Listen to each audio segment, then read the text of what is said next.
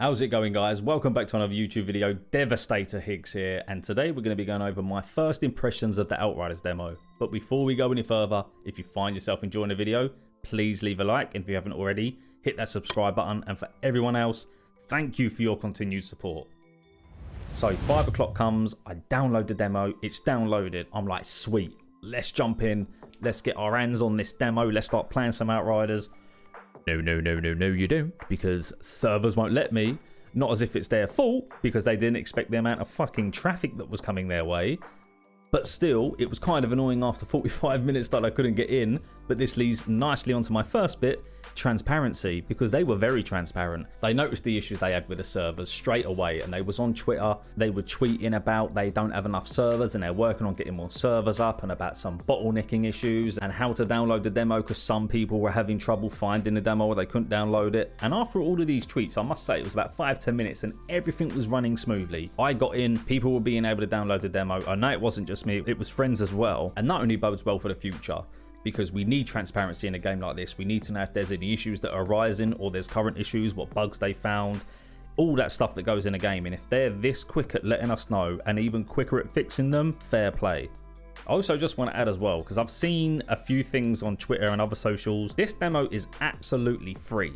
There is no negative about jumping in and trying this game. No matter what you hear on Twitter, Instagram, YouTube, Twitch, try the game for yourself. It's free. This is a no obligation demo. You don't even have to pre-order the game. Just jump in and try it. If you don't like it, put it down, walk away, carry on with your life. It's a no-brainer. It's a win-win situation. Graphics and performance were pretty good as well. Nice graphics. It looked pretty sweet. 60 FPS as well. Didn't notice any stuttering in my frame rates. That was on the PS5. I am going to try it out on the PC at some point. I thought there'd be an issue with all of the particles because of all of the powers, but there wasn't at all. It ran smooth all the time I played the game, and I've probably put about 7 to 8 hours into it so far.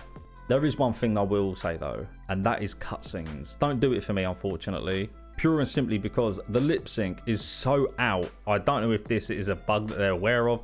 This is a demo, not a beta, so I'm not too sure they can actually change that. Mouth moving, no words coming out, and then once the mouth's moved and the cutscene's finished, I'm then starting to get the words. Just a little minor gripe. I hope they can maybe do something with that, but if they don't, it's not going to break the game, it's just a cutscene. Thought the levels were pretty well made as well. I like the fact that we can run cover to cover. I always like that in a game because I feel, because in harder levels, it gives you a way to get closer to the enemy because you can just run cover to cover to cover, and then boom, you're right next to the enemy, you're on top of them without getting absolutely annihilated. So I really do like that. And I also like that the cover crates can be destroyed by enemies, and that creates a more aggressive style of gameplay. That's a good touch as well. And also I like how the maps link together. Like when you go to an NPC, you speak to them, opens up a mission through another door. But it comes at the cost of loading screens. I'm not too sure how PS4 and consoles alike will be with that. PS5, it wasn't too bad. I'm guessing PC isn't going to be too bad either. There is a few loading screens with it, unfortunately. And I'm guessing for the taste we've got now, that's going to be the way going forward. You've just got to open up subsections of a map you can see. And I'm also not keen on how the levels feel boxed in. Example, I was trying to roll away from an enemy and there was like a ledge there, and I thought I'd be able to just roll off the ledge. But you can't. I hit like an invisible wall.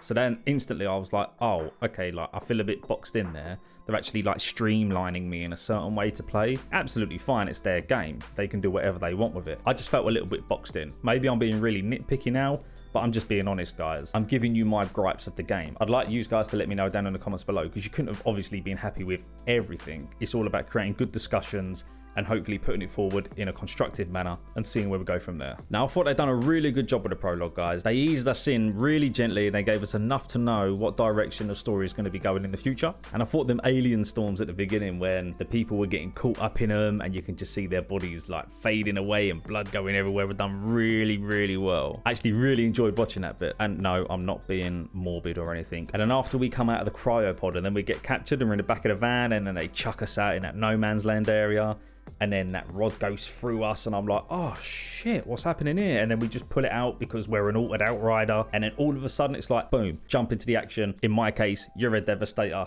Let's go. Let's start using your skills and everything else that comes with the class. And I absolutely loved how it just threw us in that bit there. I could not fault him in that aspect. I thought the prologue was done brilliantly. And then we have the base, which is your standard base really for any type of game like this. I think it's neatly packed out with people and some good NPCs.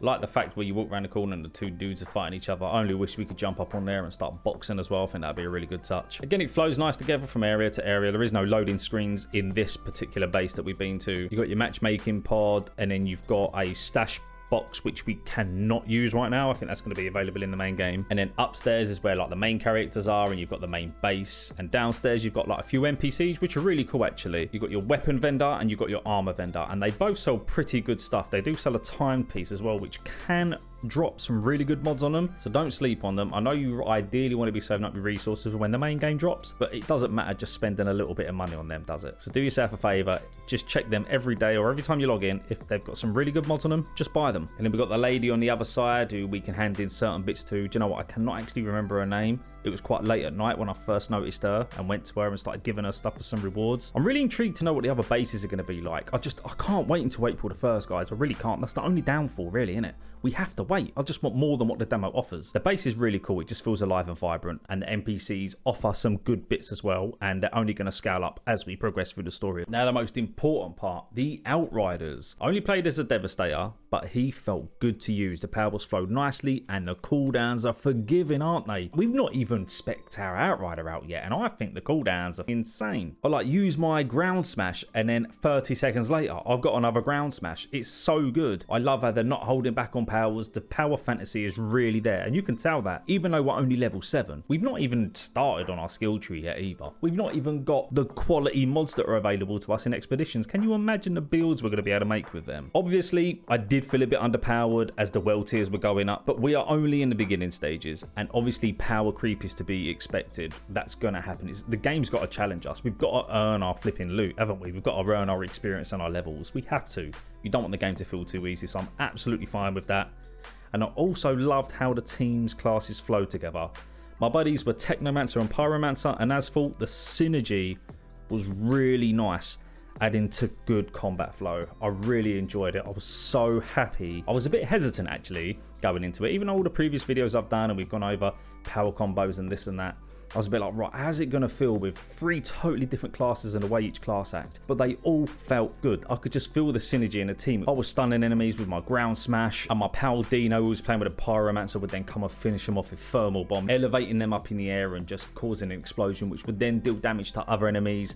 It was just so good. I absolutely love the way the combat and the synergy feels within your team. I'm going to keep saying it. I cannot wait for April the 1st, guys. I also thought the movement was pretty sweet. There was a little bit of screen shake, but nothing too drastic. And it's really snappy as well. For the moment you press to roll or hop over anything, it just feels snappy. It feels responsive. Absolutely fantastic. One thing though, this is just me. I'm a weirdo, right? I do not like holding down my triangle button to get my 3rd weapon out. I like to triple tap for some reason, but you can't do that in Outriders. So if you don't mind, guys, if you can just put that function in just for me, that would be very much appreciated. But no, seriously, that's not really an issue. That's just me being a dick. I think the weapons have been done really good as well.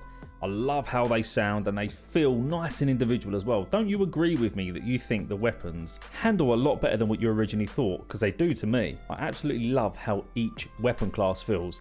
Hand cannon, assault rifle, and the absolutely insane shotguns. Any one of you got an auto shotgun yet? They are insane. I love it. And I know we had it coming, but I'm absolutely in love with how the mods that are attached to our weapons really do alter and influence how we play. They have so much effect on our powers. It's insane, and I cannot wait until we get higher tier mods, especially tier 3 mods. They are going to be absolutely nutty. The design, well, the design's good. We've already seen some of the legendary weapons coming into the game, and I know some of you lucky people have already had some legendaries drop.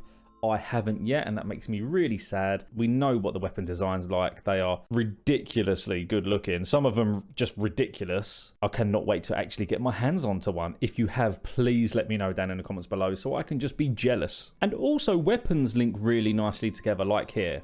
So I've got a hand cannon which slows enemies whenever I hit them, and then I've got an assault rifle which creates a bloom, like a fiery bloom effect when I hit them as well. So all I do is slow them with a hand cannon and just whack them with my assault rifle, or even if someone's charging you, you can just whack them with the hand cannon, slow them down, create a bit of space, then you can just use one of your powers or just finish them off with a shotgun. Yeah, weapons, just done really well, and they're only going to get better when the game drops on April the 1st, which I don't think I've said before. I can't wait for. And then there's armor, and I'm just going to start off by saying this is definitely not a fashion show at the beginning of the game, right? I mean, you are not going to get no rewards for looking cool, but it does look better the higher rarity you go. Of course, the legendary armor looks absolutely insane.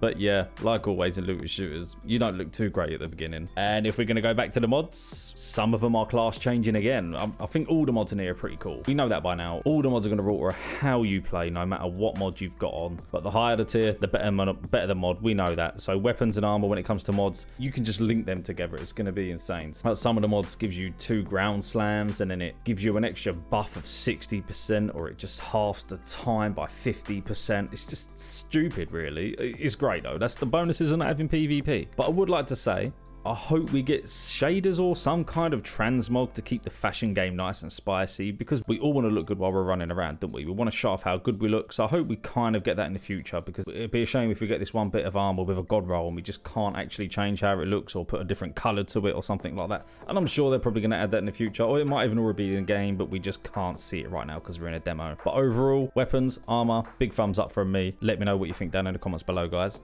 And then moving on to loot very quickly. First off, I hope they don't make the drop rate too low. I know we've been experiencing some of that already. I haven't got a legendary. I don't know anyone that's actually got a legendary yet.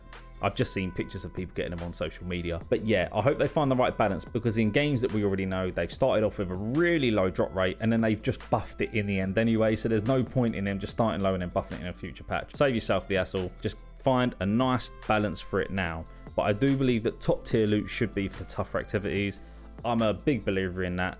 Like in other games that I play, in raids, that's where the best loot should be found, or in other end game activities. While we're playing a game and we're enjoying it, we are putting our time into it, and we need that time reward investment. That's exactly what we need. If you're not getting the reward from the time you put in, you're going to get bored very quickly, and they should avoid that straight away by just finding a balance. But I'm sure they're listening to feedback right now. Of course they are. They're on Twitter, on Reddit, and all the other socials that they're on.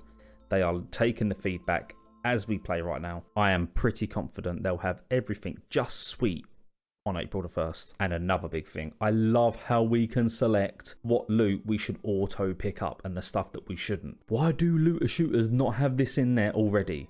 There's a certain game where I hate getting blue engrams. I just wish I could just click and turn it off. But no, thank God though, Outriders does. Mass delete, well, that's always a bonus, because I can just click, click, click, click, click, and then just delete everything. And remember guys, greens and below, no mods. Blues and above, you do get mods. So just bear that in mind. And then there's the enemies. I actually really like the enemies. They are super aggressive and they will rush you. If you're just cowering behind, they will rush you. And I love that, because you don't want any stage there to be a gap in the action. You always want to be involved in a gunfight. You want it to be hectic. You want to be thinking on your feet all the time. And Outriders absolutely nails that with their enemies, I think. They don't feel like bullet sponges, in my opinion. Again, let me know what you think down in the comments below, guys. I kind of like the fact as well that they break it up, especially with captains and bosses, that they're about to charge, so you've interrupted them, and then they get an elemental immunity, which then you can only just use firepower, and then that kind of sequence breaks off, and then you just flow again, whilst also dealing with ads as well. There's just never a dull moment when you're trying to fight an enemy. And I also thought Gauss was a really good boss fight. He had different attacks, he was teleporting, and also he gets the immune phase.